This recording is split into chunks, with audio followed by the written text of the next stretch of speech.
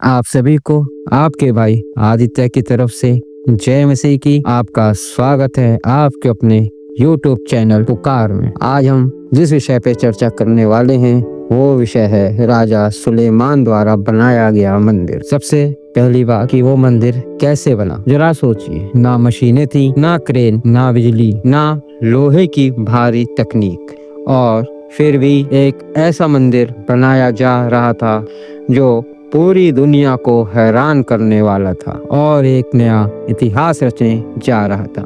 हर पत्थर जानलेवा भारी और हर दिन मौत का खतरा, फिर भी लोग रुके नहीं, क्योंकि ये सिर्फ एक इमारत नहीं थी, ये था परमेश्वर का घर जो लोगों में रोज एक नए उत्साह को भर देता था और उनका ख्याल अपनी थकान और मौत के ऊपर जाता ही नहीं था, क्योंकि ये सिर्फ कोई साधारण इमारत नहीं थी, ये था परमेश्वर का घर, परमेश्वर का मंदिर। और इसी उत्साह में लोग दिन और रात जुटे हुए थे। ना कोई संसाधन, फिर भी एक उत्साह, एक हिम्मत, और आगे जाके उस हिम्मत ने वो कर दिखाया जो आज भी एक इतिहास बन चुका है। तो मेरे अजीजों, आप वीडियो के आखिरी तक जरूर बने रहें और लाइक, शेयर और सब्सक्राइब करना ना भूलें। चलिए हम शुरुआत करते हैं।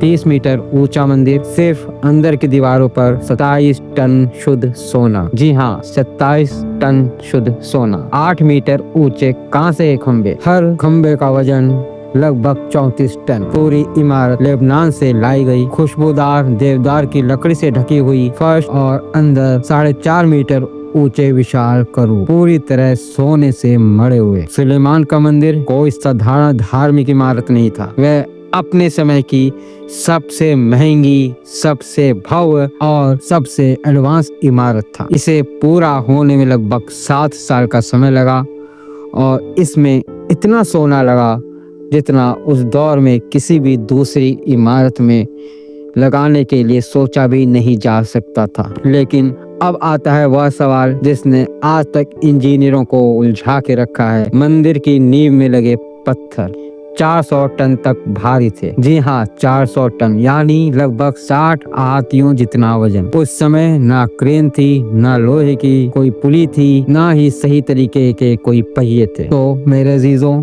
सवाल ये उठता है 967 ईसा पूर्व इतने विशाल पत्थर आखिर काटे कैसे गए, दूर दूर से लाए कैसे गए और इतनी सटीक जगह पर कैसे लगा दिए गए। आज भी इंजीनियर ये देखकर हैरान रह जाते हैं, क्योंकि ये सिर्फ बड़ा काम नहीं था, ये तो नामुमकिन काम था जो करा गया था। क्योंकि सुलेमान को साधारण पत्थर नहीं चाहिए थे, उन्हें चाहिए थे इस्राएल में काटे गए सबसे बड़े और कीमती पत्थर। बाइबल साफ कहती है, बड़े पत्थर, कीमती पत्थर। जब विशेषज्ञों ने बाद में बने दूसरे मंदिर के चबूतरे की जांच की तो उन्हें ऐसे पत्थर मिले जिनका वजन 400 टन से भी ज्यादा था। अब जरा सोचिए, एक पहाड़ से इतना बड़ा पत्थर काटना, ना डायनामाइट, ना बिजली, ना कोई मशीन, सिर्फ इंसानी हाथ और पुरानी समझ। इसी काम के लिए 80,000 आदमी लगाए गए थे। वह यरूशलेम के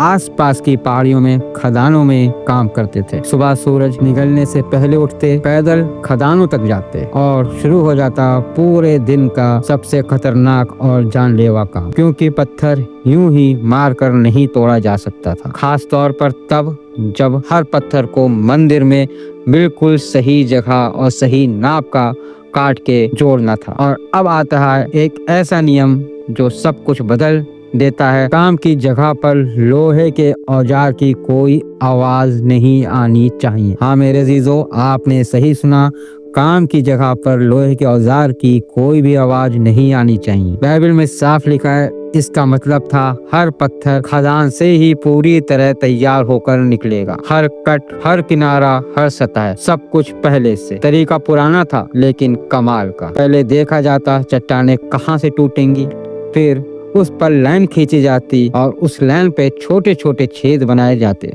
उन छेदों में सूखी लकड़ी की कीलें डाली जाती और फिर उन पर पानी डाला जाता था। लकड़ी पानी पीती, फूलती और धीरे धीरे दबाव बढ़ता।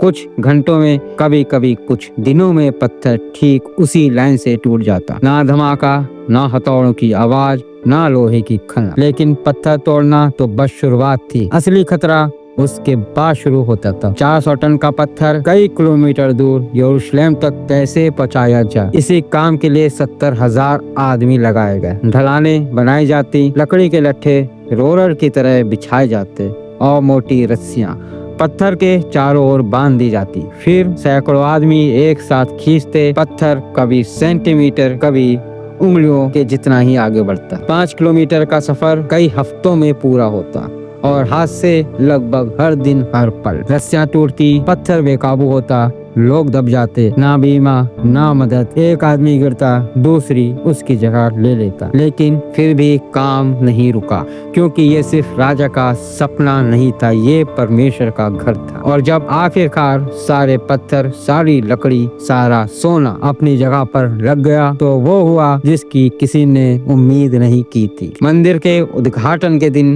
एक बादल पूरे मंदिर पे छा गया। उसने पूरे मंदिर को घेर लिया। बाइबल बताती है वो परमेश्वर की महिमा थी, इतनी तेज, इतनी घनी कि याजक खड़े भी ना रह पाए। हजारों लोग सालों तक जिसके लिए मरते रहे थे, आज वही जगह परमेश्वर की हाजिरी से भर चुकी थी। पत्थर, लकड़ी और सोना आखिरकार जिंदा हो उठे। और यही वजह है कि सुलेमान का मंदिर आज भी इतिहास की सबसे रहस्यमयी और सबसे अद्भुत इमारतों में गिना जाता है। तो मेरे प्रिय अजीजों, आपको ये बाइबल की कहानी सुलेमान की कैसी लगी, हमको कमेंट करके जरूर बताइएगा।